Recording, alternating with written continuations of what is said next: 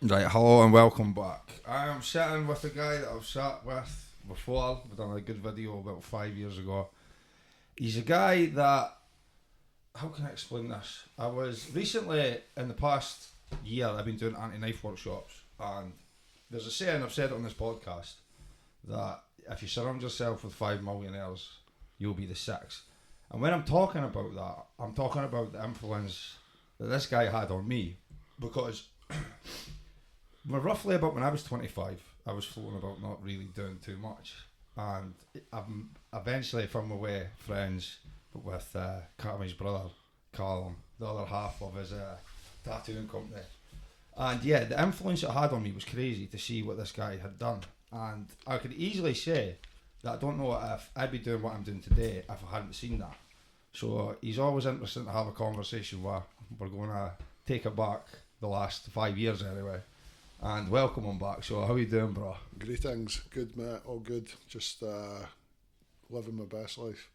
You've grown one hell of a beard since the last time you were on camera. It's probably, to be fair, started growing it not long after I last seen you, because that's been like, I think about 4.5 years that I've had it cut. I usually get it cut pretty regularly from various different people, but Ed down at R&R Studios and that, he's been doing it. He probably wonders, thinks I've went somewhere else, but I've just not cut it. Only my moustache, the bit that gets in my mouth when I'm eating, I always cut that. Apart from that, it's like it's just been left to go a bit feral now. Well, I always call you Dr. Robotnik when you've got that respect. The Eggman. Yeah, man. It's like, beards like that always remind me like ZZ Top. Man. There's like, a guy like regularly, like older guys and that'll like stop you and mention ZZ Top, like, because they had the big straight beards and hats and that. yeah, they're like the only people I can. Do you know what, mate? I just started off and like I started growing it just because. And then it came in pretty thick, and I was like, I'm not, if I can see it past the stage when it goes like a big ball, then we'll see if it's worth keeping. And the longer I left it, I'm just kind of like, it's like getting tattooed. You become kind of obsessed with just having it. And I'm sure like Nicole, my partner, and that doesn't really like. She's not like fond of it or anything, but it's there. It exists. Like, How long do you think you'll take it? I'm just going to grow it like definitely till I can go to Berghain and just go with my beard on. Just going full naked. I don't know, I'll just grow it. I've not got any reason to cut it, so. Right, sweet. Well, the last time we done a video, everybody was really interested to hear about, well, your style for one and your interests in brands. Yeah. You would say that's varied in the past couple of years?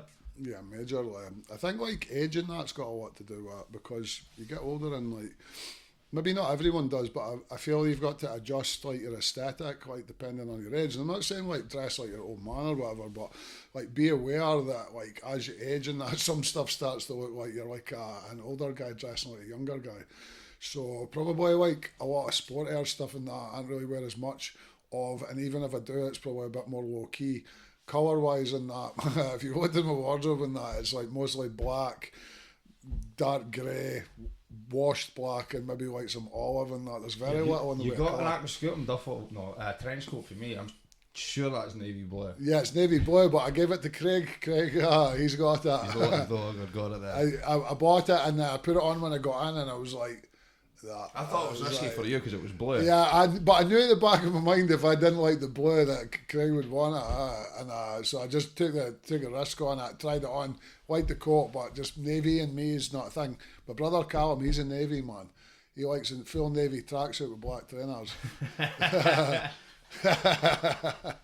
But that's not, navy's not my colour, it's too clean cut. Never suits us. Yeah, There's only so many things you can wear it with. there is. You know what I mean? It's one of my favourite colours. It Football looks good. associated. It looks good on certain people, but I just can't pull off. Even that. What is that one that called? It's called like Midnight or whatever. It's like blue Orbison or whatever. It's like that. It's almost black, but it's Yeah. got like a blue tint. I don't even wear that. I bought a Vetements jacket last year that's navy, and I've worn it a couple of times, but I only wear it with like one or two things because I've not really got in that much in my wardrobe that goes with it. Well, the comments that you made, I would say that you would be describing heavily ditching Nike. Yeah, I've been like, I was always kind of with Nike. There was various reasons, like, I just kind of, I feel like all Nike stuff and that's been a wee bit like flat the past few years. They've not really been doing it in interesting, and they were supporting like, they've been supporting this tattooing thing that's been getting done under anaesthesia, and America, like there's like guys in LA and that have been doing it, and it's obviously risky, and it takes away from the culture. And Nike were wanting to do like tattoo skills and everything with them, and they're just diluting down something that's important. How does Nike do a tattoo skill? I've no idea, genuinely How don't, because they're just getting their foot in the door. They're like, we were speaking about it earlier, like Nike, they're just culture vultures. They're like stealing from every avenue that they can and just trying to get on anything that's like underground, and they dilute it. I mean, tattooing's been diluted down enough as it is for the past 10 years or something, and you've got to try and clutch on to like what's important about it, and one of the main things is the experience of getting tattooed. So when you remove that and you're just, you know, put to sleep or whatever to get done, you've not really earned what you're wearing. And I know everyone's different in their opinion on this, but for me it's important to suffer for what you've got. So Experience yeah. yeah. I mean, 50% of your tattoo it should be the experience, and the other half is what's left. It's not something that's directly just to do with the actual finished product. Like, I go way down to get tattooed off a guy called Curly down in Oxford once or twice a year, and I've not even got that much skin left. But really, it's, How much skin have you got left? I've not got really. I've got one testicle still to do, and the soles of my feet, but they're tickly, so I've not done them yet. But I mean, very little. But I make the trip to him more because I like him as a person, and I enjoy, like, you know, getting tattooed, spending time hanging out, and I hope that that's also what people would maybe be coming to me for. You know, not just to get the tattoo, but because they want to be in my company. I would like to think. Yeah, anyway, definitely. You've done like tattoo experiences to the maximum, or the limit I've said. Well, speaking of the like Brutal Black project, yeah. You were saying off camera when you were just in Belgium. I was in Ghent, yeah. A guy, Jona Crank, he's another tattooist, a friend, and like I suppose a co-worker, if you want to call him that. Another tattooist. It's in a similar kind of work. So I'd made just a trip across there to do just a collaborative tattoo with him. It was really, I mean, to be honest with you, it was more about I just wanted to see him and hang out and spend time. And while I was there, we just done a bit of work. A tattoo. Yeah. So how did it work? Did like just both use? Yeah, like I mean, like we didn't really know it. You never know how it's going to work because it depends on the individual and like what their pain threshold's like.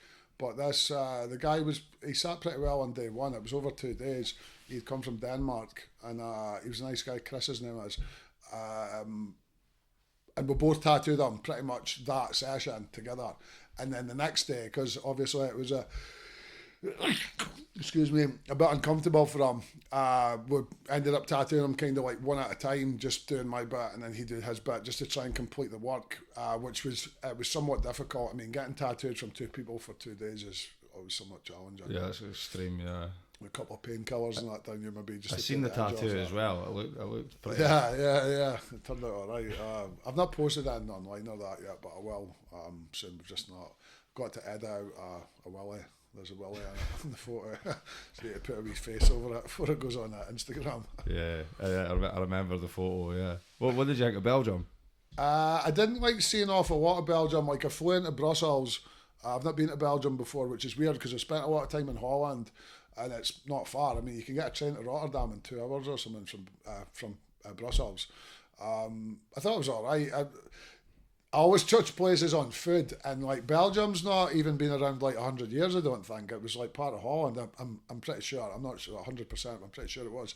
So the culture in that is like it's not ingrained. Like so, when I said to like Jona, like what is like the national dish? Like what do people eat here? Like he's like fries, same as in like Holland. You know, it's just even like in Holland they have like fries with truffle mayo and parmesan. That's like a thing, and it was the same in Belgium.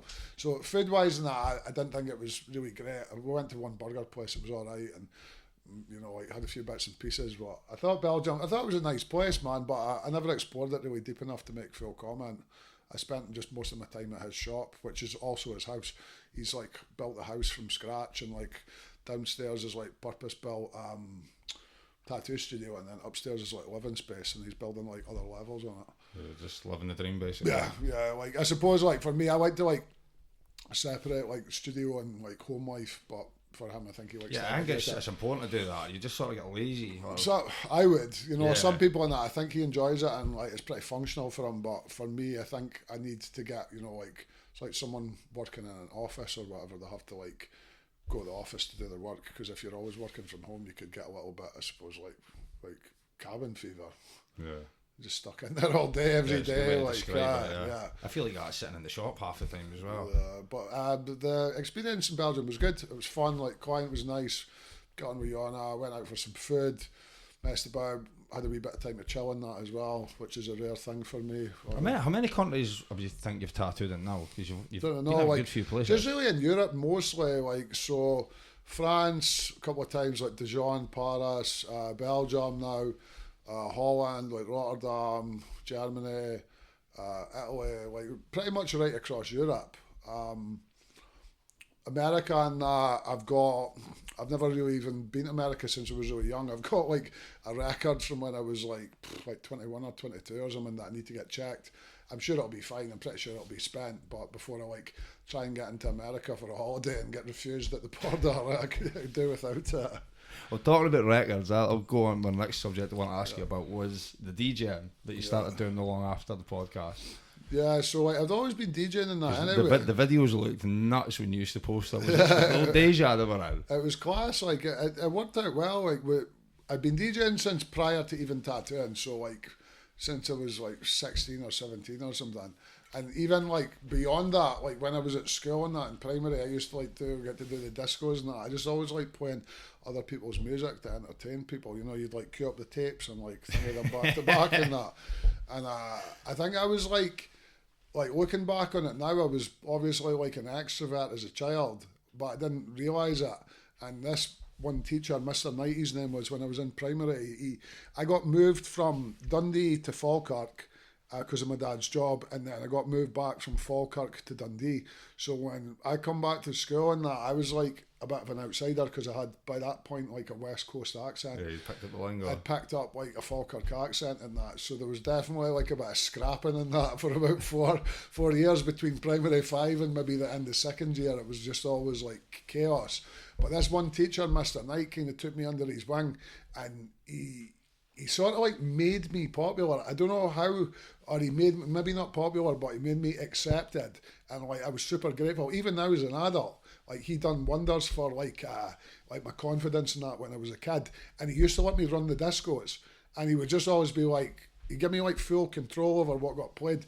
I mean, like now in like hindsight, it doesn't seem like a big deal, but I would play like Nirvana and everything, like school disco, and that was like, I mean, kids, when you're in primary, you don't know what Nirvana is, but I was like a music nerd from being young. Well, it Smells Like Teen Spirit. Yeah. All, maybe even like other stuff, like Bleach album and that, like the first album, which was more obscure.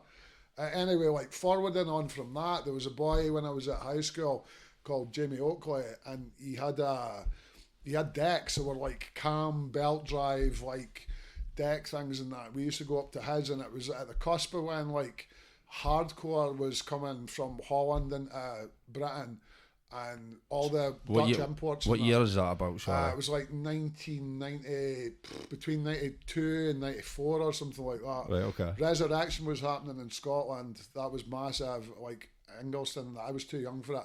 But Robbie Murray, a guy who was at school, his brother Ryan Murray was into it. He was older than us, and he used to go all the reses and that. So he had like all the tapes and that they used to, the rave tapes. Seen you were speaking about that the other week, and I was laughing because we used to go up to the old It's Groucho's. culture, is it? You know what I mean? It's heavy culture, yeah. Groucho's would photocopy the tapes, and like they were like Resurrection versus Zig and Zag, Bass Generator versus Zig and Zag, Res Event 2, and we'd buy them all and that. And we were like super young, but that was like my first exposure to like hardcore.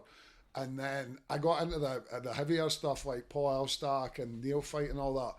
And that was like Dutch imports. You had to buy it on import in HMV, and then you would have to get it sent like, and it took like a month or like 6 or 8 weeks to arrive. And it was like the computers that they used to order it on, it was like a black screen with green writing. Yeah. And then you get these imports, but that was like my first exposure to it. And then I would go up to Jamie's and, well, we didn't have a clue what we're doing, but we'd play on these wee decks and that. And then I think eventually my first set of vinyl turntables that I bought was actually when I was living in Lochie Road prior to Poppy being born, my daughter, which was it was when I started tattooing, so like 2004 or 5 or something. And I started like properly getting into like learning how to actually like mix dance music and that on vinyl. And my pal Ben Christie, we used to go up to his house all the time and like party and that up in Princess Street. and we would spend hours, like, well, days on these decks, like, and I would come in and like try and do it max and make a pure car crash, and everyone would be covering their ears and he'd be shouting at me and everything. But that was when I really started getting into DJing, because he was like, and still is, an amazing DJ, and he would be on the decks for like 3 days without any sleep, and he would still manage to have everything bang on in time, no flaws or anything. So that's how all the DJing stuff started. And then fast forward, like I ran like nights, like originally like Spaceball, where a guy was friends with. I remember Spaceball, yeah. It was like kind of fidget. They were legendary mad nights back in the day. Fidget house and that, and we'd have pyjama parties at it. Was it Sessions, is that right? Yeah. The first place was City Function Suite. Oh, yeah, that's pretty big to hear. Like, I was up the stairs. It was really, really good, and a guy, Luke, I think, used to run that, and would get that place off him. I really liked it in there because it was low ceilings and it was like a big house party. It was one of my, probably one of my favourite times in my life. That was like 2005, 6, 7, 8, etc. The Dundee was buzzing at that time. Yeah, it was really good. The culture in that was rich, and like people were all partying. There was a big boom in drug culture in that as well, where there was like new chemicals that were coming out that were legal. Like you could get them, highs, legal highs, like and then there was other stuff that was kicking, like 2CB, 2CI, and then obviously like Bubbles or like, MCAT or whatever. I think Bubbles came in about 2010 or something. Yeah, that pure sweep the city like crack has just that coincided with the Spaceball night, so the drug culture was at an optimum and the music culture was at an optimum, and the two elements, when you fuse them together, just created this like mad energy. It was a great time. This is when people used to leave their house and actually go out and no one even, like, at the time, like, phones and that were about, but I don't recall like people being no one on had them out making videos or nothing like that. Nah. I can't even really remember much photos getting taken at those times. Nah, there was like some people. Hooli used to come up, Billy Houlihan, and like he was great. He would come and like film all the Spaceball events, and a lot of them are still actually on his Holywood site and that, like Spaceball number. I've been on that. I've seen his YouTube videos and stuff before. He does cool stuff, man. Me and him are still. He's documented some like funny stuff over the years. He's documented a lot of Dundee culture and a lot of Dundee characters, and he is one himself. Even when you say, like, for instance, the View, remember he's kicking about the Superstar Tradesman video, like, you remember all like the mad stunts and that he'd done like he used to turn up as an old man at any rave. He'd be going about with the bonnet and stuff. In the Park episode, like, so like at Groucho's, everyone would like queue around the corner, and Hooli like went one year dressed in like security uniform and a megaphone and that, and he got everyone to stand back because they were away to open the doors. And then he just like went in and got his tickets, and everyone had been there all night. And he went as a post, like when all the posties had been stealing all the tickets for the big weekend, and he went dressed as postie. He's done a lot of funny stuff, man. He's a great guy. Like, anyway, after Spaceball and that, I kind of got out of DJing and that. Not in my own time, but like publicly, etc. I was just doing it like as a hobbyist. Tattooing sort of took over, and it became, tattooing got massive at this time. Yeah, it just became secondary. Like it was like just a thing to do for like relaxation at night, basically. And then I suppose like I started going to sort of raves in that again, and like getting into like industrial and like harder techno kind of stuff and that. And we started doing techno drum, which was the last thing that was on from when I seen That's you. the posters that I was used to put in the shop. It was on for, I don't know, maybe like, it wasn't even really that long. It was like a year and a half or 2 years, but we had some problems in that with the guys that were running what used to run the reading rooms. And they moved to King's. Yeah. But they were just like, I don't even care, like, I'll say this publicly, they were ripping everyone off. And everyone knows that. There was like so much snaky stuff in the background in that, where they were just like weaseling money, and like, say for instance you got half your money on the internet through, what's the thing called again? Like ticket sales. Yeah, Ticketmaster. It's whatever, I can't remember the thing they were using, but that, and then the other half was on the doors, so they were meant to take their cut for like sound system, etc. and that, and then you would get the rest. Yeah. But they'd give you it back like 2 or 3 weeks later, and it was like in dribs and drabs, and it should just be done like, at night. Like, we're not like a bank, like that's our money, like that's not yours to borrow to get back. I just got fed up of it. Anyway, not long after that, the whole place ended up getting shut down anyway because it was falling apart, and I imagine that on some level they probably hadn't been set on their debts, and that was the end of Technodrome. And we put on a couple other things called Skive Collective with a pal of mine, Craig Rice, that was like more like just techno focused stuff, and to be honest with you, by the time we were doing them, like the dance music and nightlife culture in Dundee is like on its arse. It's just dead. There's like no, since all the nonsense with the COVID stuff and that, like culture and that's changed. Like a lot of people, it's so expensive now for people to go out and drink and like party and that, and even for food, that a lot of people just don't have that amount of income, like this, you know, to spend on like something like that. So there was a comparison the other week. I think it was like 2004. It was, what was it? 17 pence for a stamp or 50 something for a stamp. Yeah. Basically, they compared the price of the stamp for then to now, and you could buy the stamp 10 times with the minimum wage or something. Yeah. Then and nowadays you can only buy it 4 or 5. Like, so it was the price of inflation has just went through the roof. Well, it's like everything's went up except people's wages. Yeah. You know what I mean? Like even like we've made a slight increase like over the past just small amount of time there, but we had to keep our prices the same for like the past like 8 years or something. But in 8 years things have significantly got more expensive. Like everything can, even like your electric. Like everyone knows that like now electric is a fortune. Like especially business electric, come on. Britain is like the worst place in the world for it. Yeah. It's crazy. Like we're getting fleeced. Just to pay for like whatever, you know what I mean, in the background that we don't see any of. Like, how many like needles do you go through like in a day just for? It just depends. Like normally, like both me and Callum are only doing like a tattoo per day because we'll do larger work. So if it's something detailed, obviously you could go through half a dozen or more needles because you've got different setups and different sizes of needles and that. Or if I'm doing like a black arm or something basic, like I'll still change the needle every couple of hours because it gets blunt. You like actually do blunting and they're not as efficient. You can feel it like slowing down when you're using it and you have to change it. So yeah, just like everything, like needles, ink, Vaseline, lollipops, coin film, like there's always, and anything that has the word tattoo written on it now is like a fortune. Like it's insane. Even like gloves and stuff, like during all the pandemic shit, like the gloves were they went to something like £15 a box, and now they're like $2.90 or something. Like how is that? Like that's like totally taking the piss out of a situation. Yeah, that's crazy. That to be fair. Mad, but yeah. So that's basically. How many people have you got tattooing in the shop now? We've got me and Callum, and then we've got a guy Ian that's only been with us for I don't even know, a few months now. And then Sarah, who was our apprentice, who's now like junior tattoos, but she's like doing really well as well. Like everyone's doing fine. I mean, considering the state of the world and that just now, I think we're pretty fortunate.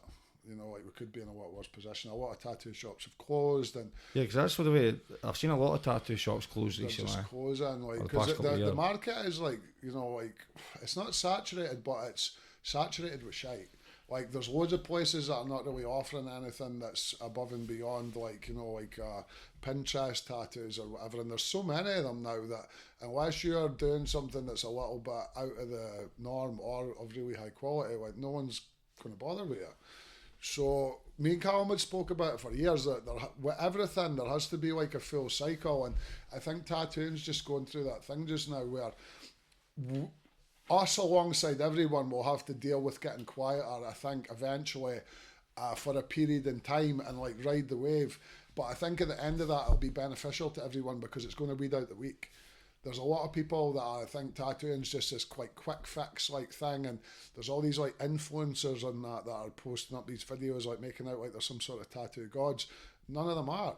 Like it's fabricated nonsense. Like, and I say to people all the time, I'm like, if you're going and paying someone to tattoo you and they're spending a large amount of your paid time filming videos and jumping about and editing things, and like you're not really getting them. They're too busy thinking about the guy in front of you that they've not got already rather than you.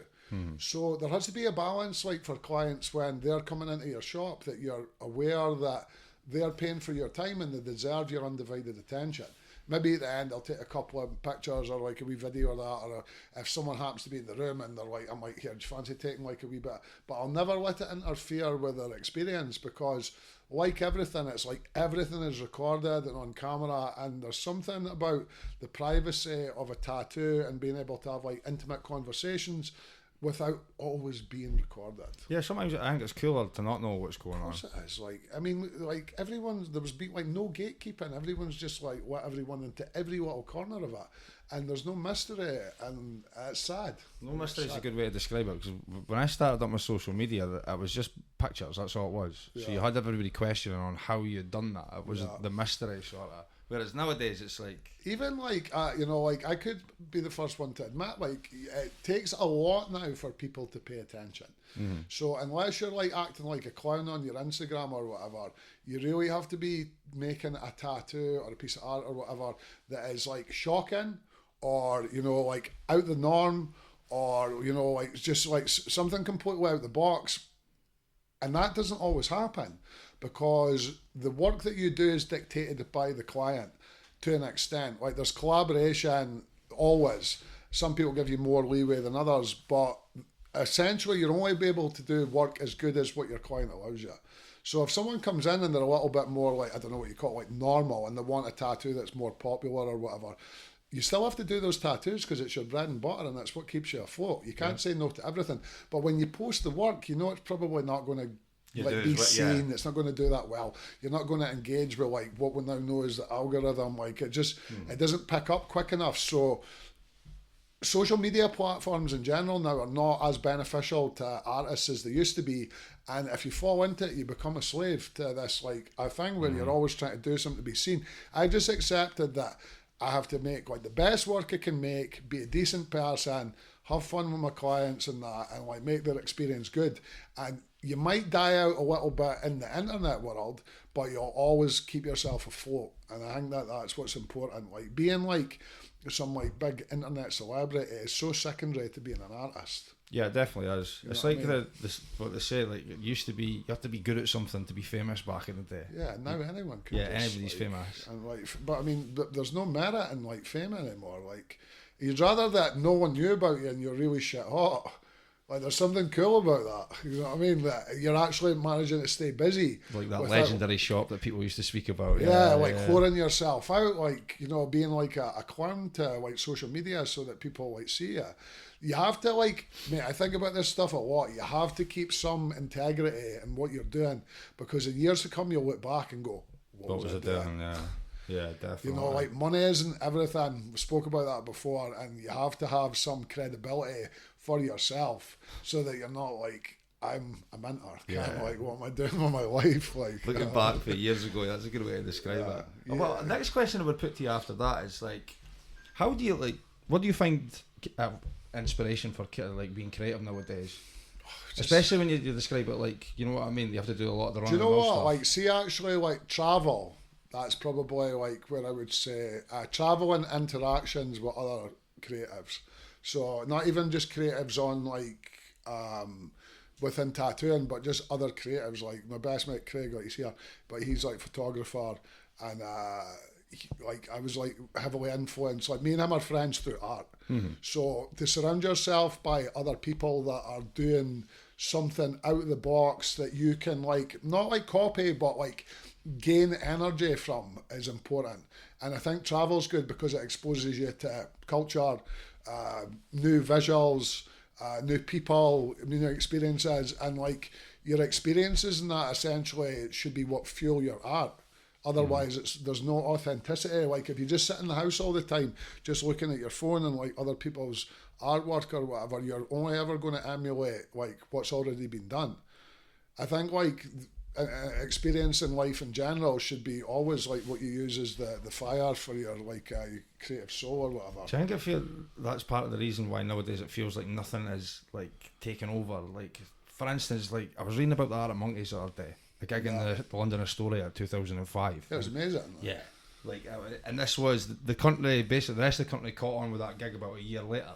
Like nothing like that happens anymore. Nah, even to like be known as anything now is like so difficult because of the internet, like rightly or wrongly, like everything's available at your fingertips. And like I don't know if we spoke about this before, but like culture used to happen in pods, you know what I mean, just within like small localized areas and that. And now it's like you can dip into whatever you fancy in that, but no one's really like a big star anymore. Even people that are like, you know, popular or whatever, it's only because they're mass marketed. Someone with money will get a hold of them. They'll be promoted heavily.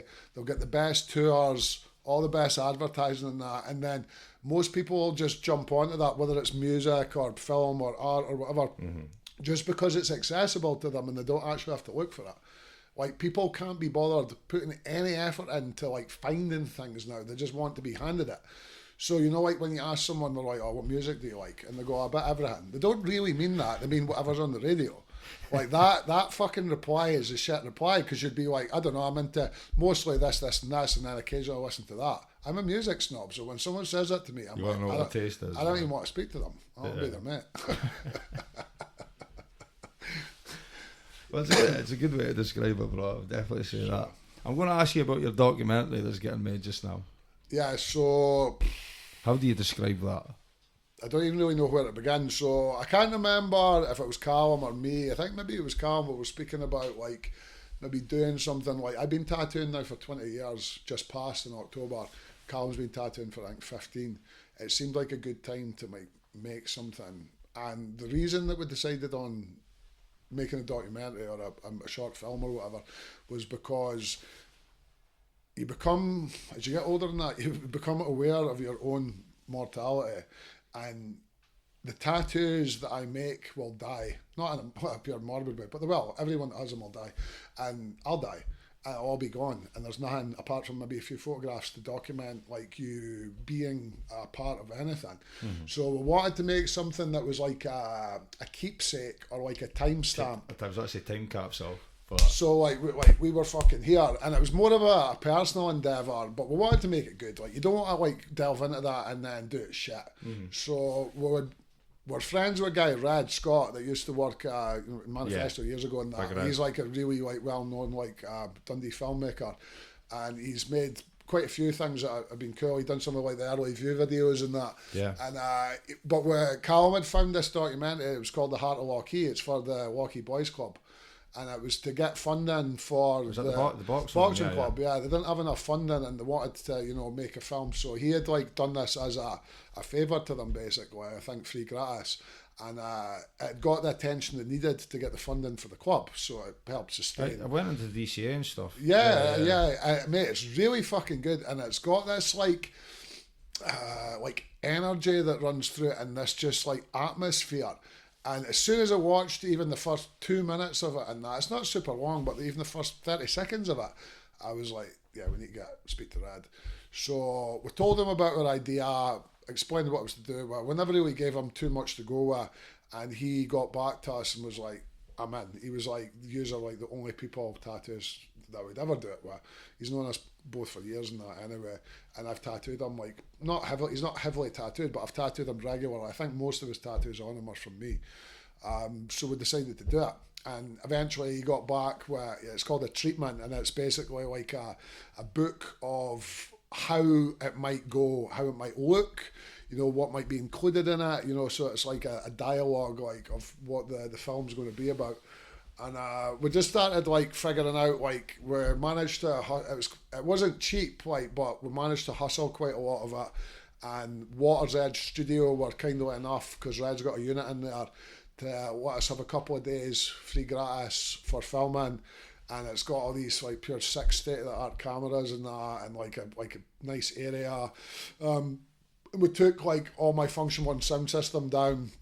And there was photos, I remember the photos. Yeah, it was cool, like, it ended up being a total party. Like, loads of our clients and that had come from all over the place, giving up their time so that they could get photographed. They were doing all these, like, parallax photographs or, like, live moving images, and it's ended up becoming something more than. So it's called La Fête de Feu, and it means Feast of the Fools. And it was a celebration that was celebrated in like medieval times in France, and it was to do with social inversion. So the reason that he wanted to integrate it with his story is because we wanted, he was speaking to us and he says, you know, you've been going kind of against the grain of society for a long time, and people looked at you like you were fools.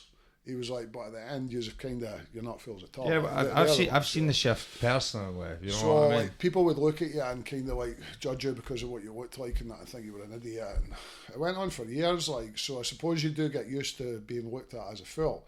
But this thing integrated with a story, I'll not go fully into it because there has to be like some, but it really like hit home to like what our lives were like, and it seemed like a good way to guide people through the film. We also didn't want the documentary to be like boring and just to do with tattooing, so it's become something a bit different. It's like a multimedia project. There's been loads of collaborators with it. Craig Rice, our friend, he's made like the music for it, like the techno stuff, and like our pal Mark Brankin, he photographed all like analog, and like there's going to be, Craig came down and done some photography and filming and that as well. So it just, the day was sick, like it was really like fun. It went over 2 days. We've done a day's filming at the shop, and then I think we've got another like couple of days of bits and pieces just to tie it up, and it's getting edited just now. So hopefully, I'm hopeful it'll be out maybe by the summer or something like that. We're just trying to hustle it to see where we can get it, because we don't want to, I don't think we're going to release it online. We're going to have it so that people have to attend. Yeah, have to come and see it, yeah. And it really goes back to what we're on about now, with like people not taking part in things, you know, like people go on their phone, and if it takes longer than 10 seconds to look at it, they've like lost interest. But also the way fashion works, if something is difficult to get, everyone wants it. If you can't see it, you're intrigued to go. And I think like to have this short film or documentary, whatever you want to call it, as an immersive experience is going to be beneficial to us as individual creatives and to people for the actual feel of what we're trying to do. I'll not tell you details about how we're going to do it, but there's loads of people going to help. We're going to collaborate with Postal, do some merchandise for it and that, and there'll be like a gallery show work. Yes, yeah, Nelroy, like I've spoke to him about it. He's on board. So Postal, like obviously, and Dundee's done really, really well. Yeah, I call them the Street Kings. Yeah, they're a big brand in that, and like I've got like a lot of respect in that for Nelroy, because he's just like hustled it from the ground up. So he seemed like an important person for us to do like the merch and that. There'll be like a gallery show, hopefully Mark Brankin's work. There'll be like live DJs, and like I think we're only going to do a couple of nights, and then hopefully if we can get the right people to come, we can get funding, and maybe through Creative Scotland or something, and then roll out to either like, you know, I don't know, like the V&A or the DCA, or like, so we can exhibit the work and people have, I mean, eventually we might release it on Blu-ray or possibly online or something, but I just don't want it to be accessible to people that don't care. I think you would take that on the road.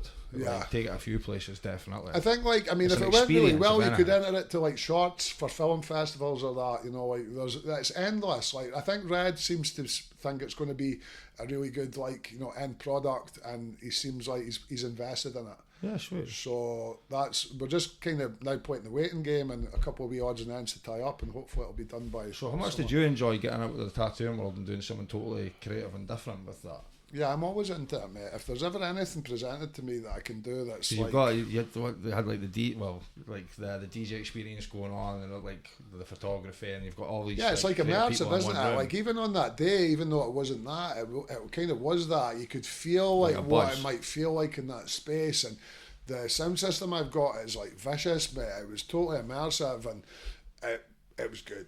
Like it was a fucking fun day. It was nice to be out the shop and that, and filming somewhere else, and we've done this collaborative tattoo together. So that was going on. Yeah, that was going on. That was going on. Yeah, there was like some tattooing being done, and Navarro was kicking about. Navarro, yeah, I'll not tell you about his back. Like he's a main part of it. Navarro is like. He was back in Dundee. He's still not came to see me yet either, by the way. So I need to get him. But yeah, he's Navarro's great, man. And he like put off loads of time. Gave up 2 days of his time basically, and just to help us out. So big shouts to Navarro. I think he might be doing some narration and that for it as well. He's an important person in Dundee as well, so it's nice to have all these like characters that are involved with it. I always describe him as the hardest guy I've ever witnessed, man. Yeah. And I also really love like he's just totally went on his own thing now, and he's like, he broke away from like the Dundee kind of culture and that, and he's just like goes about the world on his own and like seeing things and that. There's an authenticity to Navarro that you can't buy. Like it's not everyone has it. Yeah, definitely. Yeah. He's definitely a character.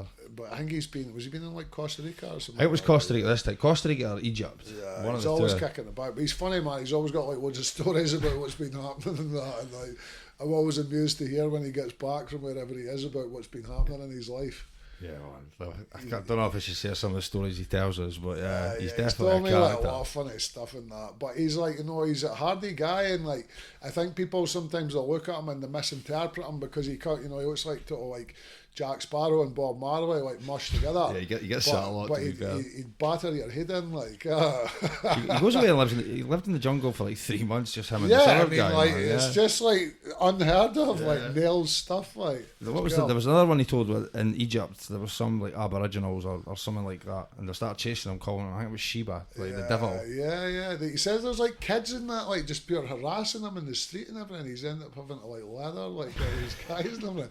Really funny. I'll not tell you all these like secrets. He just always goes, I'm not the guy to fuck with, but yeah, he's a legend. But I like it that he's obviously like he looks like so chill and like wise, but he's also like a savage. He looks like the wise rasta nowadays. There's a good balance of human. I've got to get a quiz you on your trainer choices nowadays as well. Yeah, so I've switched up a wee bit. Nike and that. I've actually been hardcore on the vintage, just like trying to thin down my collection. Yeah, you've been shifting a lot, eh? I've been shifting stuff. There's stuff that I'll hang on to that's like things that are important to me and that, like a lot of Air Max 1s and some 95s and that I've kept, like, limited ones and stuff. But it was just like, mate, this like void cupboard that I open up and I can't even get into it, and it's like layers of trainers. I don't even know what's in it.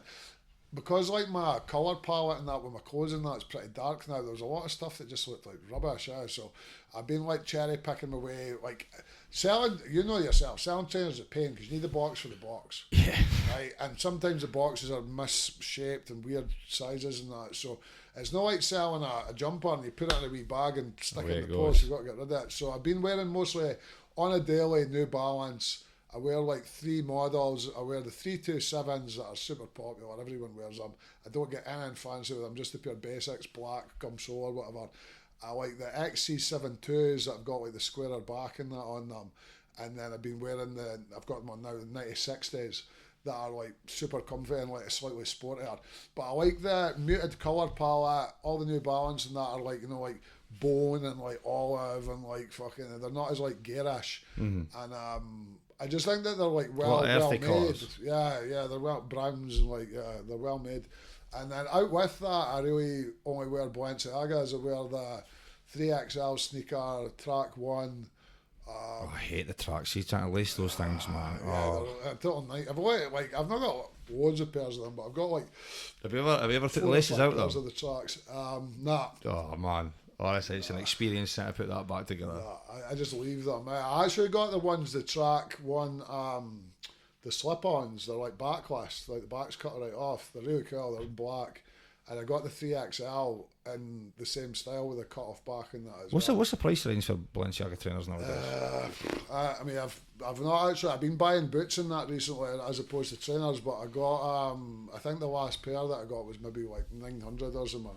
Yeah, so usually I think they're usually a bit under $1,000 normally. I've got they were called the Defenders when they came out. They're called the Bouncer now. I think they had to change it for some like legal reason, but they're like the big tires showing that on them. Yeah, I know what one you mean. Yeah. But the Balenciagas I tend to wear more for like if I'm going to somewhere and then I want to like wear something a bit extra. But on a daily, like just New Balance. Have you took like other people with Asics? Nah, my young lad Boo, he's been wearing Asics and that, and Black, my youngest, he's been wearing them as well. I think they've both been rocking the Asics, the gels. They're heavy back. But nah, I'm predicting Reebok Classics are going to come back. Yeah, I've actually bought Adidas. I bought a pair of LA trainer. Oh yeah. I got like a black and yellow pair. I bought some like Y3 trousers and that, and I didn't really have that many cool pairs of Adidas, and the Y3 trainers, like some of them were just a bit weird. So I just got the LA trainers and they look sick. Like I'm well into them. LA is a classic model, man. Just a nice shape. It's like really like aesthetically pleasing. It's like just cool. What colour are the pegs? The yellow, golden yellow, like that. Golden yellow. They're absolutely brilliant. You were speaking about Beckenbauers before. Yeah, I used to so for years prior to really getting into Nikes and that, I was always wearing Adidas, and I was like pretty basic. I was always like more like Sambas and like Beckenbauers, etc. And the Beckenbauers, my favourite pair that I had was black leather, golden yellow stripes, gum sole. Oh yeah. They're so good. I wore them for years and that. I don't even know why. I just did. You know, like when you just do. When you like the shape of a shoe and you just go with it, Just because it was convenient to always buy the same one. I do the same now with the New Balance. I just buy them because I have like, mate, I've got so many trainers, but like, you know what it's like? They're just a pair at the door, your beaters, and you just put them on every day because it's convenient. Yeah, I think it's the culture's shifted with it, I think. I think sneaker culture and that just now is totally different. We see it with like what gets brought in the shop. A couple of years ago, it was heavily like the designer labels, like stuff you Valentino, Balenciaga, Dior. Yeah. You don't see a lot of that now. It's I think a lot of New people Balance. can't afford that, you know what I mean? And like, there's a lot of fakes and that going about, like they're just horrible, like crap quality materials and that. I'm not into that, but yeah, I think like the sneaker culture in general's taken a massive dive. I mean, you don't get even like look at Yeezy. Like the amount of money in that you would pay for a pair of Yeezys and that, and the 350 boosts, and then now you're like they're in Sports Direct still. I think people just don't care about them. They're done. Yeah, Closed. It's the sneaker game's gone really. Like I think there's like for what you're dealing with and that, like vintage and that, there's always a big market for it because there's like collectors. It's even it's really down for me just now as well. We sell a lot more clothes than we do trainers. Yeah. If we get something like a rarity that I know will bring like people's attention, but it's gone like that, and you can't replace it as quick. The market and that's just saturated with it, isn't it? There's like so much stuff in that. It's like you know what you said earlier on that was good. I liked this about saturation was you were describing tattooing because it was the exact same with the custom scene with me. It just got so saturated that everything just looks like the more people doing it. Man, it just always looks the same. There was no like creation in it. It just got worse and worse and worse. I don't even do it anymore. You know what I mean? It's no even like following the culture if there is any. It's like I think like Nike and Adidas and that. I think they go through phases depending on who they've got actually designing for them, where they'll put out a lot of nice new stuff, new silhouettes and that, or great versions of classics, and then there'll be a dip. And they'll just put out shite for years and no one's interested in it and it all just looks the same or they're just aesthetically not pleasing. And I feel like they churned out that much. Like I was buying a lot more in like you were 2017, 18, 19 and that. The only idea I remember you buying was Yeezys at that time, to be fair. I bought a pair of boots and that when I was in London and Balenciaga, had my eye on them for ages. And I was like, I tried them on when I was in Amsterdam with my daughter. And the shorter version, and they were expensive, so I was like, nah, right, I'm not going to get them. So I left it, and they've been like eating away at my fucking mind for ages, and I was like, you know what, fuck, I'm just going to get them. So I bought them. I've still not worn them yet, but they're there, sitting in the box. Very pair of shoes do you think you own nowadays? I know you've followed it down. Like, in regards to like Balenciagas and that, I've got like, they're the only designer shoes I wear. Trainer-wise, I've got like 30 pairs of man. And then I've got Balenciaga boots, maybe, and Rick Owens boots, like 20 pairs of them as well. And then the rest, like Nike, Adidas, New Balance and that, like maybe 350 pairs or something.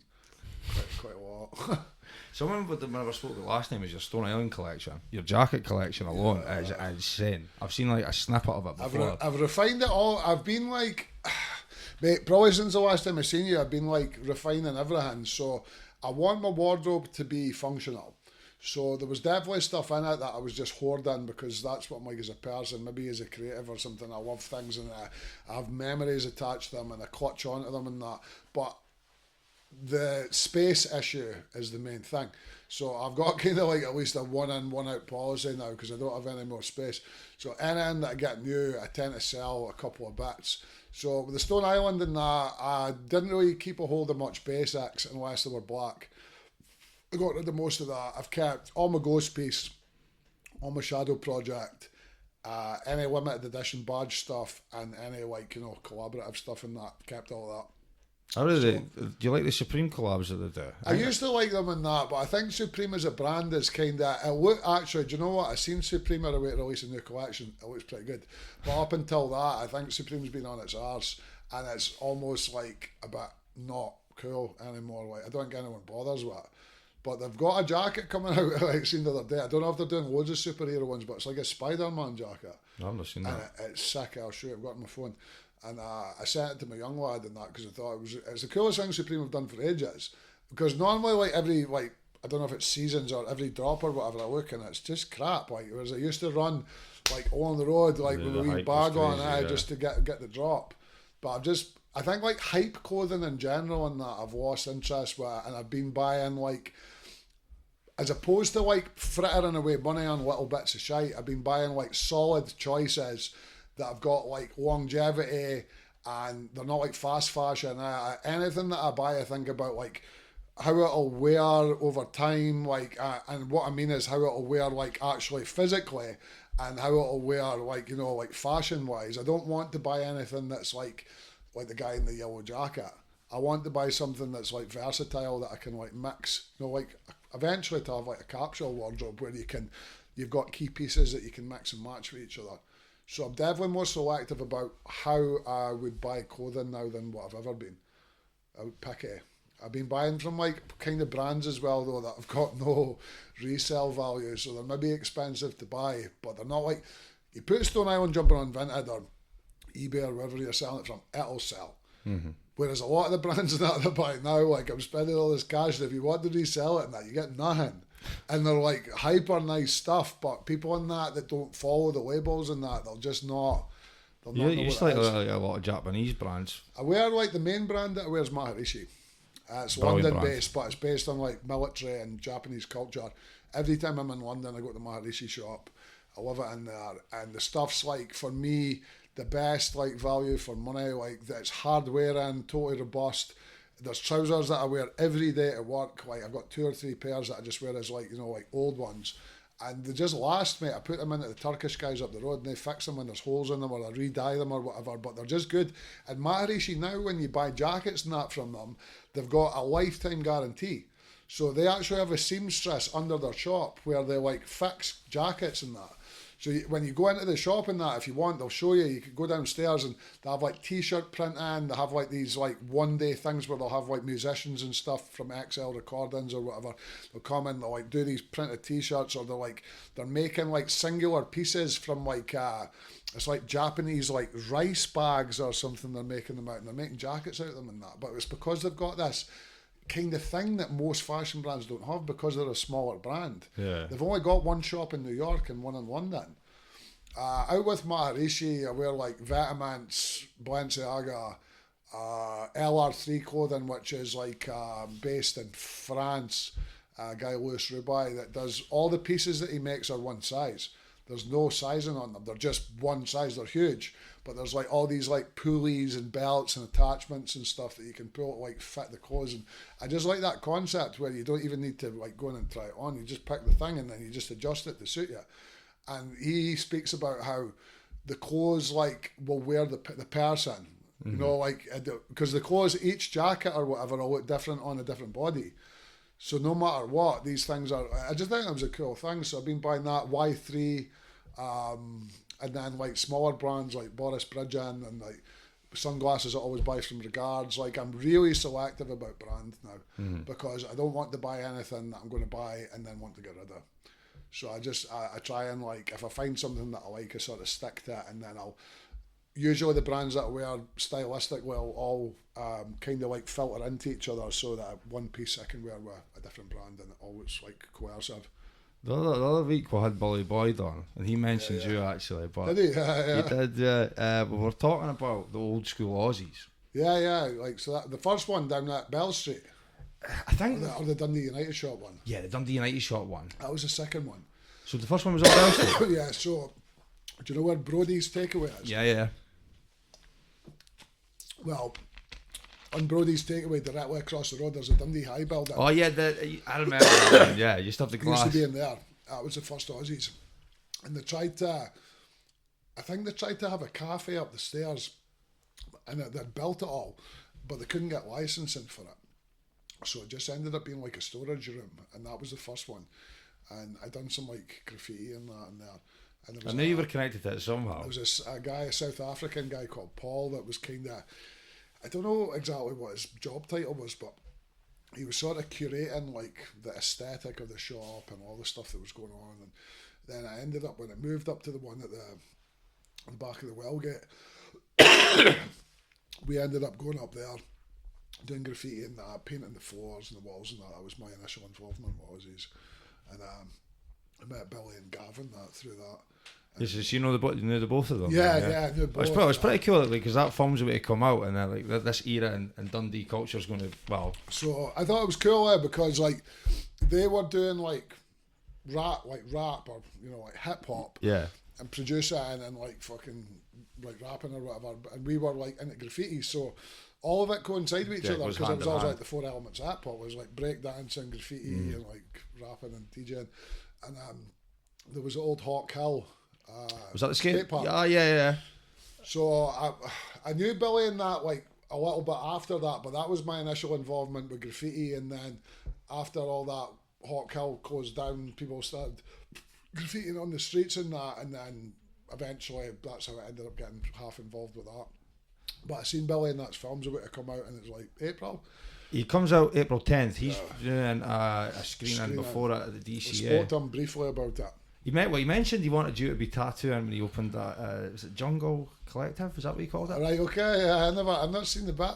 Yeah. No. I knew I had to ask you about it just because like. Well, this is going to be like in the film, like this era of Dundee. Yeah. I know you were kicking. What age were you? I was pretty young, man. I think I was at like art college for a wee bit. So I don't know, like 18, 17, 18. Yeah, 17 or 18 or something. 19 max. Probably not even 17, 18. Where was like the hip hop culture going on in Dundee at this point? So that like Hawk Hill, like you know where the Victor Chip Shop is. Yeah. Yeah, like the Victor Chip Shop, just down from it, there's this like I don't know what it was. It was like it was a big wasteland. It was wasteland, but then they turned into like a science bit or something. I don't know if it's like research department. It's in front of that campus. But it's like the wee research department. I don't know what they're doing in there, but like there's a whole massive big space around it. But that space was the Hawk Hill warehouse that we used to go to like every weekend without fail. Paint and like prime all the walls, and like no one really cared, so you could go up there for like hours and put your radio on, and we'd go up to the Victor and get a fritter roll and a bottle of iron bread, sit and smoke hash and that, like up at the thing all day and just paint, and it was great. Like that was my initial involvement with that, and that was like integrated with skate culture because all the skaters were like making like wee mini ramps and like bits and pieces, and obviously there was through that there was other people that were involved with hip hop. There was like a guy Andy Balneves that used to kick about years ago that was the partner of an ex-girlfriend of mine, her mum. He was older than us, but he painted as well, and he was in like a Dundee music sort of like group collective thing called Voigt Kampf that were also graffiti writers. So they were into like scratch DJ, and there was a guy Stuart Nay that was a scratch DJ, and Andy Balneves used to produce, and it sounded like, I don't know if you know the band from Edinburgh, they're called Boards of Canada. No, I've not heard of that. They're like lo-fi kind of like electronica type stuff, and their sound was kind of similar to that. It was like, not like trip hop's like a shit name, but like kind of like dreamy, like hip hoppy type stuff. Like quite mellow. Yeah, but it was cool, and there was like a guy Igor that used to kick up there that was a graffiti writer. They were part of this thing. I think maybe Billy spoke about it called Ran Clan. And like Ran Clan were like the first Scottish rappers I'd ever even heard of. And this guy Igor Gregor, his name was, he lived in Edinburgh, but I'm pretty sure he's back and forward to Dundee. He used to make all these cool mixtapes up in that. And he was like, he introduced me to like loads of mad stuff like Charles Bukowski. Yeah. So like Post Office, that book, Igor, he gave me like, I don't know if he gave me the book or he gave me like the ISBN or whatever for it. And I ended up getting into Charles Bukowski through that, and Jack Kerouac, the like beat poet, and like all this like super underground like UK hip hop and that was going on. Like is this all still like a tape scene as well? Some of it and vinyl and that. There was like Ninja Tune records and that, and there was like, it was just when like Roots Manuva and everything was coming out, and it was like really like not the beginning of British hip hop, because it was like London Posse and Gang, like Gunshot and everything. That had all kind of happened, like Rodney P and stuff, but there was like the next movement. I mean, like grime, UK grime didn't even exist. It was just UK hip hop. There was like Skinny Man and like. Does your Rascal start Grime? Yeah, he didn't start it, but I think he was like popularised it, and like he was influential. I think Wiley, like he was from that same borough. Like I was at like borough, was it Boy 3 or something they called that? I'm pretty sure a lot of people, but I mean, there's no point in me saying that because I'm sure there'll be some sort of like expert that says that I'm wrong and that isn't what happened. But as far as I'm aware, it was like around and about that time. It was like Dizzy Rascal Boy in the Corner album came out in what, 2002 or something like that, and that was like, I mean, and that album is still sick. It's a great album, man. And I remember when it coming out, and I was like, whoa, I'm like, this is, he won like was it Mercury or something for that? I think he got the Mercury prize for it, and rightfully so. Like, it was a whole new genre, but that didn't exist at that time. It was just like hip hop, and there was loads of stuff going on through in Edinburgh. We used to travel through Underground Solution record store that's still there on Coburn Street, and get paint and records and bits and pieces. And there was a place in Glasgow called Graph Wars or Style Wars or something that used to sell paint and markers and that. So all of it just kind of like, you just met people through these like little scenes, and there was no like Facebook page for it or like Instagram or like, there was nothing like that. It was just like, you go to a record shop, maybe bump into a couple of people that were also painters or whatever, and it was cool, man. Did you have to go to Edinburgh just to get paint at that time? You couldn't get paint. We used to like rob bits of it and that from like autosave. Used to like nick it, a high coat paint, which was like high pressured car paint, just steal it. And but that was all that was available, like low pressure like paint for painting. Like Montana was the first stuff I started buying. That wasn't available, and there was like a magazine called Graftism. And you were able to like buy it through Graftism. Like, they had like a big warehouse, and I would, on my birthdays and Christmas and that, I would just get paint. Like, I'd actually just get like stacks of aerosol, and that's what I got for my birthday. And maybe like a black book and like masks and like all the like paraphernalia, like fucking graffiti t-shirts and that. So where did the influence for all that come from? Was it like the New York sort of style, like graffiti, or? I like got into graffiti and that, just like there was a guy I was at school with and that called Michael Lowe, who kicked about. He was a skateboarder guy, and he used to hang about a Hawk Hill and that, and I think he was like a year younger than me at school, and he'd done this like piece of graffiti on one of the school huts, and it said like Fate or something like that. And I remember seeing it, and just it was probably like pretty simple. It was like two-tone like bubble letters. But I knew it was like proper, like it looked like not like a Menchie. It looked like graffiti. Because old school like that, man. It wasn't like, like Young Toddy Rule or whatever. It was just like actual graffiti. And I like done a bit of digging about, and I asked who'd done it, and eventually found out, and I started palling about with him and that. And I liked that it was like an outsider's art form. It's the same reason that I got attracted to tattooing, because it was for people that weren't part of like normal society. Yeah. And you could go out in the night and like do like bad stuff, and it gave you like a reason to be out and like causing chaos, and I just liked it. Hawk Hill provided like a safe space to make art, but after that closed, I got well into like there was these videos and that coming out called Dirty Hands, like Destruction of Paris City, and there was all these guys in that across in Paris that were documenting like vandalism. And they were going out and like graphing like full trains and like wrecking the inside of like the trains, and like I was pretty young, and I was like, I'm fucking like all over this. So we would like climb out my window and that, like someone godly out in the morning, and just destroy everything. I just wanted to like, I didn't even care if it looked good. I just wanted to wreck everything, and I just liked it. It was a buzz. And it's probably what eventually ended up attracting me to tattooing, because it was just. Do you say that the graffiti on the bus shelter that you said, you think that'd be heavy influential for the journey that took you to tattooing? Yeah, I think I always liked everyone when they're a kid, like writing their name on the wall. You just do it. And I still like it now. Like Callum Brownlee, one of my pals, and that, he uses like a lot of it. He gave me this cool like stookie for my 40th birthday, and it's made from porcelain, and it's a vase. It's for putting flowers in, and it's got all these Menchies and that. It's made by the Brownlee brothers and Edward Summerton, another artist. It's so sick. But it's got all these like Menchies with like, like the LCC, like cannabis leaves and that. And like when we were at school and that, it would be like Douglas lot, Young Toddy Rule and that used to always do all the YTR things. And like it'd be like some bird's name like Cheryl so and so, and then a wee arrow, and it had like smells like fashion. I still like that stuff, right? I think it's got like a place in the world, and there's some like humour in it, and it's like, it's not like a high art form. It's just like, it's kind of like dirty and like scummy looking and that, but that aesthetic appeals to me. Probably like an old school desk. Or, people like, on your science bench, you would just like mash your name in it like a blade, or like you'd burn it with a Bunsen burner or something. And there's something like deeply appealing. It's because it's nostalgic. It reminds you of like times gone by.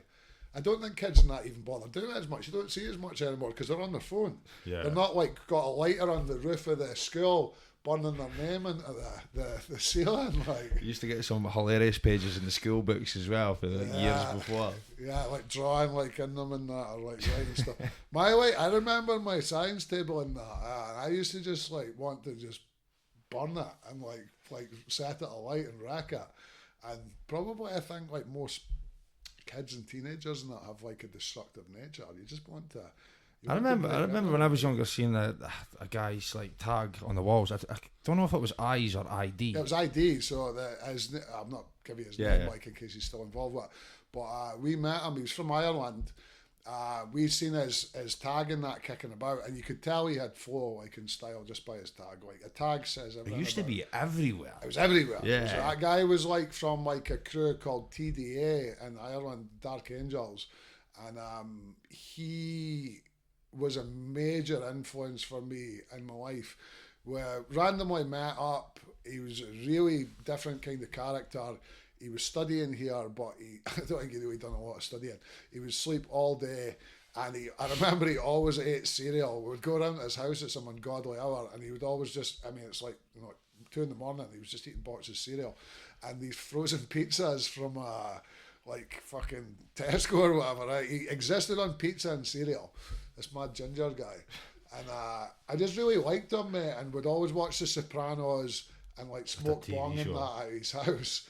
And then we'd go out and like wreck the place. But he was a real like, he was addicted to the buzz. So he would always want to be. The way I bring it up, because I remember when I was younger, you just like, you would see a new one. It was like, you got it there. Everywhere. Like if this is bad to admit this, right, because it was super dangerous. But like the tower that you can see in Newport. Yeah. Like the furthest away part, the highest part, like the little red tower thing, the light. We climbed that, right, one night and tagged all the top of it internally. And he was like the influence behind that. Now in hindsight, like, what a fucking idiotic move. But we just done it, and like he was always like looking for the buzz, and I think he was just like ahead of the game, especially in Dundee in regards to like the abundance of tags. I mean, now you can still see the odd tag that he's done, and he's not been, as far as I know, in Dundee for a very long time. Yeah, I always remembered that one. It's just, that was one of the one tags. Like, he was a really, really talented graffiti writer, like, and a really nice person. One of the questions I want to ask you as a shop owner in the Dundee city centre is, what do you think that's like nowadays? For us, it's different because we've got private studios, so we don't really deal with the riffraff. When I worked along the road and a public studio and that, people just come in and like Dundee city centre, I have to walk through it every day because I'll like walk down the hill town and I go to the gym in the morning and then I walk through like usually like the. I'll see you most mornings. Yeah, I see you through the Wellgate, and it's a shithole. Like it's just absolutely dire now. Like the whole place is a mess. It's like, I can't even describe it. I remember years ago being in Sheffield and I was down seeing my pal Darren, and the high street in Sheffield where she was a shit pit. And I used to look at it and think, like, how has this happened, like, to society? Like, how is it falling apart like this? And it's the same here now. Like, everything's closed. Like, there's just, like, mad junkies and that everywhere. And, like, all these random, like, people that don't speak English or anything, like, stalking about the streets for, like, no actual purpose. And it's just a weird place, mate. It's not comfortable in that, and it feels unsafe. And I'm like a big guy in that, so I'm all right. But I think about, like, put it this way, actually, I'll tell you this story. I was walking through the Wellgate pretty late on at night on my way to the gym, and there was a girl, like, just in front of me with her headphones on, and this, like, wee guy, like, sneaks up beside her, and he's, like, tapping her on the shoulder. And I'm, like, kind of half aware that the girl doesn't really look like that she knows him. So I like just sort of like half listened, and he was like saying something to her, and she was going, "I'm sorry, like I don't understand." He was a foreign guy, like, and he was like, "I thought you were saying something about like chicken," but he was saying to her, "Are you taken? Are you taken?" And like basically like offering this bird money and that to like come with him. And I'm like, am I fucking seeing this properly? So I like tapped him on the shoulder and I was like, oh, beat it, like do one. So he scarpered away. And I'm like, you've not even got any money, man. You're like an Iraq out of like Marquez or something like that. There's been a few dodgy incidents. Just a total creepy weirdo. Like. Yeah. So after that, I was like started noticing, someone had shown me, my pal Darren Gray, a video in the Wellgate of a different guy, a different nationality, not from Dundee, doing the same shit. So it was obviously a gang of these like rats that are going about harassing women in the town. Mate, that was never a thing in Dundee. No, there was another incident at the bus stop outside our shop last week that was seen about. That was a similar sort of thing. Yeah. Why I'm asking you is because I know you're a very honest guy and you're giving us an honest answer. Yeah. Do you feel that the addiction problem in the city has got worse? Yeah, crack. We were speaking, me and Craig were speaking about it earlier. It's like, it's went from like smack to crack now. Well, and smack and crack. Crack, when me and you first done the podcast years ago, like, crack was just starting to come in, basically. Yeah, like, I had, like, you know, admittedly, when I was younger and that, I had a bit of a problem with, like, freebase and coke, like, crack, like, when I was, like, 18, 19, 20. And I got myself in the right pickle on that. So I have like first-hand experience in like being down that rabbit hole and how easy it is to like fall into it without even realising it goes from being like a social thing where you're like, you know, hanging out with your mates, it's the end of a party, you're like, we'll wash a bit of this coke back and like cook it and like smoke it or whatever. And then it escalates into something eventually where I realised I was on my own doing it in like my mum's shed. What the fuck are you doing? Yeah. But you have to, like, I'm fortunate enough that I had, like, a good upbringing and I had enough within me to sort of realise the error in what I was doing and the severity of what was going on and, like, pull myself out of it, went and got a bit of help, blah, blah, blah, and, you know, got, like, put in a prescription for a small amount of time till I sorted myself out. And I'm lucky I got away from it. But if you don't have that, like, installed into you from your upbringing, and you get into that shit, it's like a cuddle for you, you know what I mean? Because addiction, like, starts with problem. So people aren't addicts for no reason. You're an addict because there's a problem and you're not able to address it in the right way. And a quick fix is through drugs. And I think in Dundee, because it's always the same, it's not just Dundee, anywhere that's poverty-ridden, right, has drug problems. But we seem to take the crown for, like the most drug deaths. There's so much poverty here and that, and people don't have anything to do. There's not a lot, you know, like say you're brought up in like a household that has an abundance of money, you go on holiday twice a year, can like your mum and dad make sure you're at clubs and you're busy in that, and like you're probably going to be much less likely to get in any of that. If you're brought up in like a scheme and you've not got any money and like people are struggling, it's so easy to get into that because it's there, because people that are selling it and that will prey on these people because they know that they're looking for something that isn't being provided to them.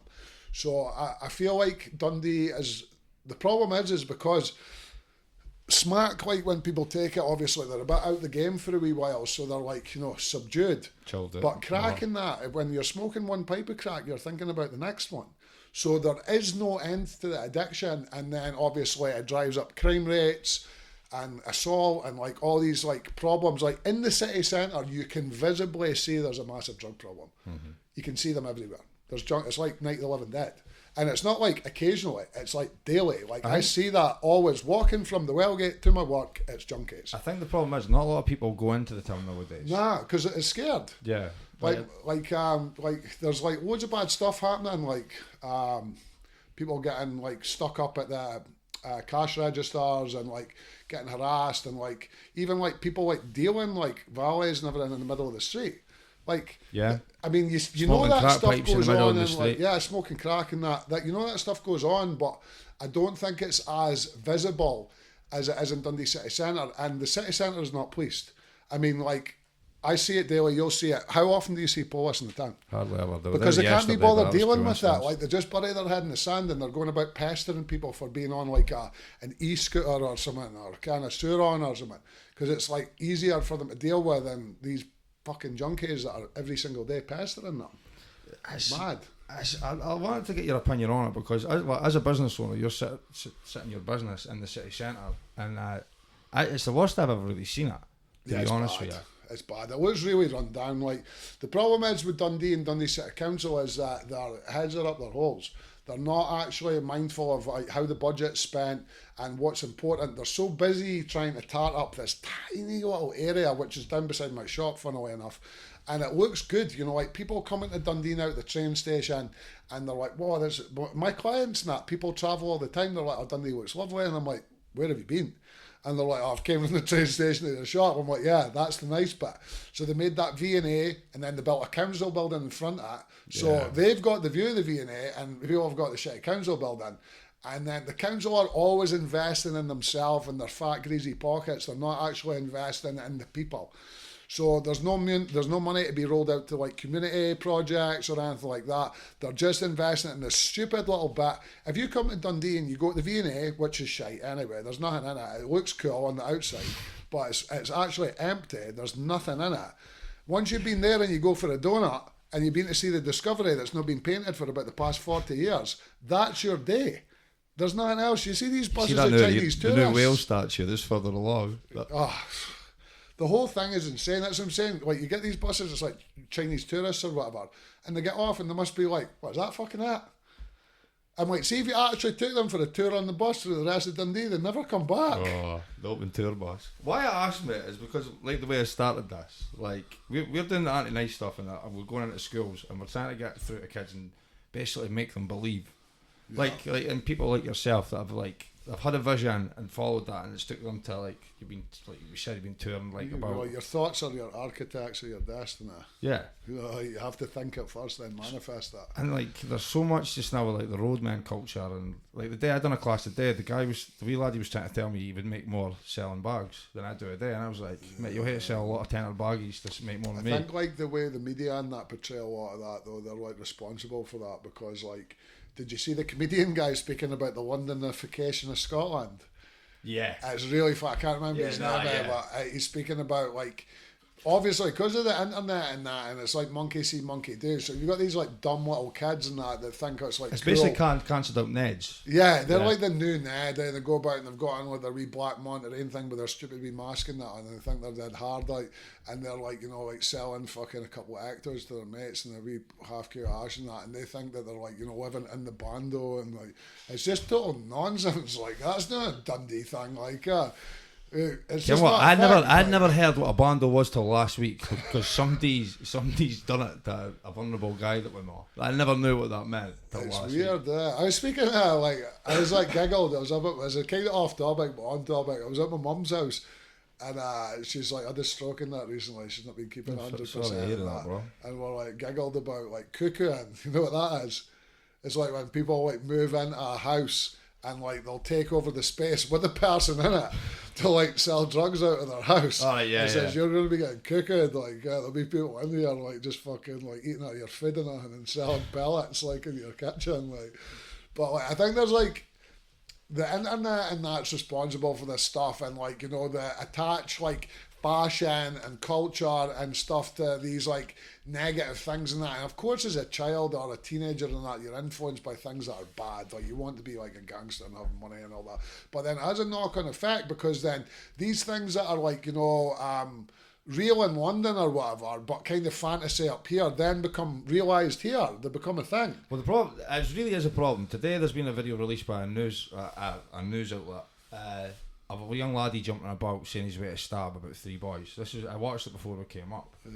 I mean, in my opinion, you know, maybe it's like old school. If you've got to stab someone, it's because you're an absolute pussy. Like, if anything, like, you know, if you've got like a beef to be settled in that, like, why not just have a scrap? Well, this is the problem. Like, they've got like whatever the beef is it at the extreme length that you think you're going to stab them, or you're just like think that you are like. The problem is as soon as you put that blade in, you've got how many years up your arse? You know what I mean? Like, so there's no, like, people aren't mindful, it's like they're just acting upon impulse, they're not really thinking about, like, if I just plunge this boy and I actually kill him or, you know, attempted murder or whatever, I'm a way to get, like, a healthy sentence for it. And people just do it, you know what I mean? Like, it's done in, like, a split second, and then once you've done it, there's no going back. But I mean, like, to like not carry the blade in the first place is probably wise, because then you've not got that option. You've got to either run or fight. It's a culture I think we really need to extinguish, and as quick as possible. Yeah, basically.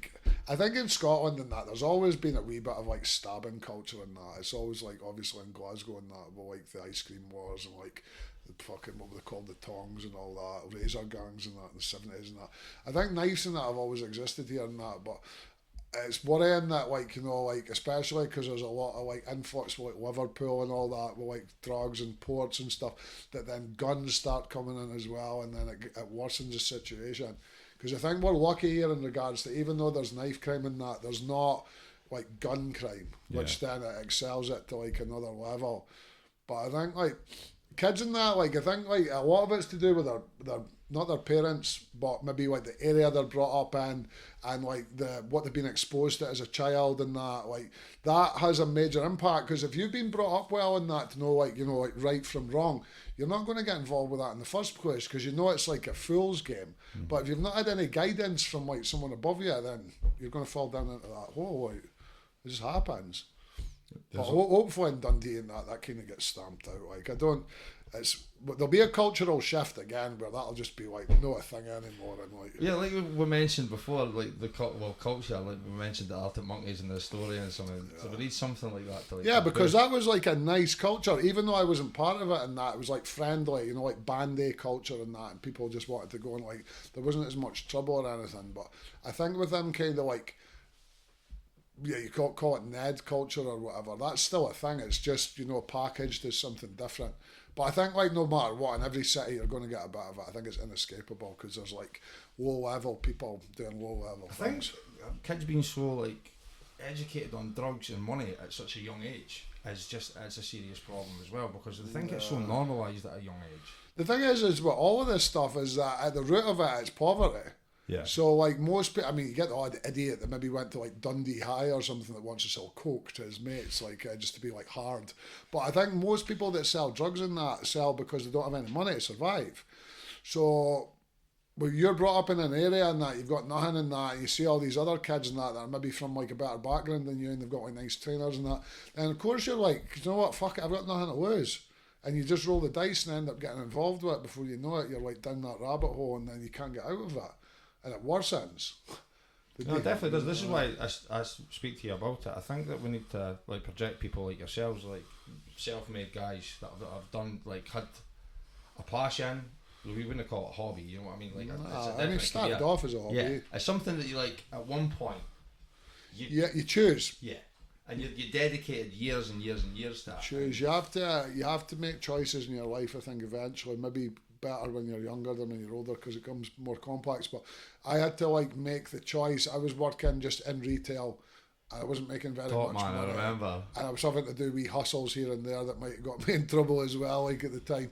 I didn't want to live like that. And then when my daughter and that was on her way, and I was, like, only 22, I'm like, I need to sort my shit out, because I've got no qualifications. I'm thick as mince on paper, and I need to figure out how I'm going to, like, navigate myself through life without getting put in jail for something. And I had to make that choice of, like, I want to tattoo, but I need to make it work. So then you put 110% of yourself into it, because if you don't, you're absolutely snickered. Like, you know, you're in trouble. And I think, like, for a lot of people, just to have an idea and then actually figure out how to make the idea real, like, manifest that. Not just like, oh, I want that to happen, so I hope it happens, but actually, like, actively decide upon something and then apply yourself to it. That is what will save you from going down, like, a bad path. Actually, like I said at the start, like, you were mad influential for me, but, like, I didn't even know what I wanted to do.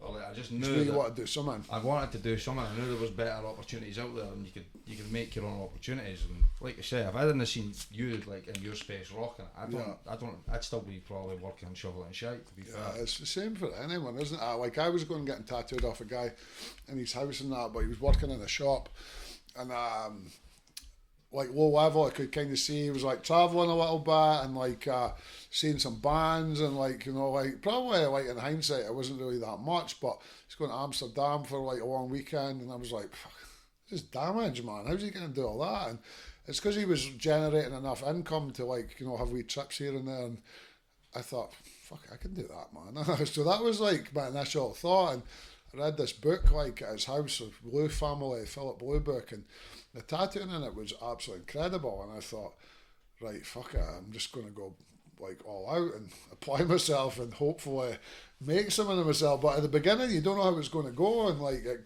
could go any way. But I tell everybody, you have had a mad influence on Dundee, because how many people go about all black nowadays? Yeah, like I think maybe to some level when we spoke to Red regarding the documentary about it and that, like not like I'm like self-proclaimed like, oh, I changed the shape Dundee or anything, but I think like on a level like I would say you did on a tattooing level. I think like what had happened was this: I was regularly going down to London, and I was influenced by people that were doing things that even in London were considered like radical in tattooing, and by default I'd ended up meeting this guy Zedlehead through a mutual friend, and I went down to London and I met him, and I started getting tattooed from him.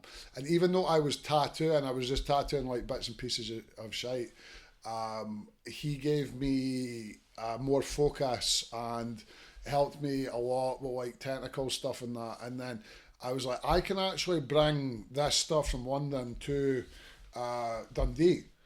And I can like move it the same way as like when people were going and bringing house music from like America to like, you know, Ibiza or England or whatever.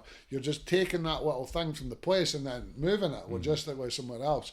And that was how the tattooing thing ended up becoming, from being like normal tattooing to like black work and geometry and like more tribal based stuff and that, because I was getting exposed to that and I was interested in it, and I started bringing it here. And like now obviously I'm just like one of many, but I think at that time it was seriously influential and a lot of people liked it, and it was what kickstarted me to be able to make a business from it and a living from it. And a lot of people started tattooing their faces and hands and arms and heavier work and that. And I think even now on some level, like there's still a lot of people in Dundee that have been really heavily tattooed from me, and that's changed changed the culture somewhat to, you know, a small level. I would say you've probably set the culture, to be fair.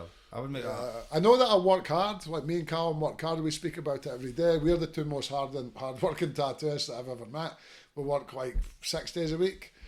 Sometimes 7 if we have to stay evenings, stay late for people, always doing the hustle and that, because you do have to hustle now. It's not like before you could just like, shop's open, turn up.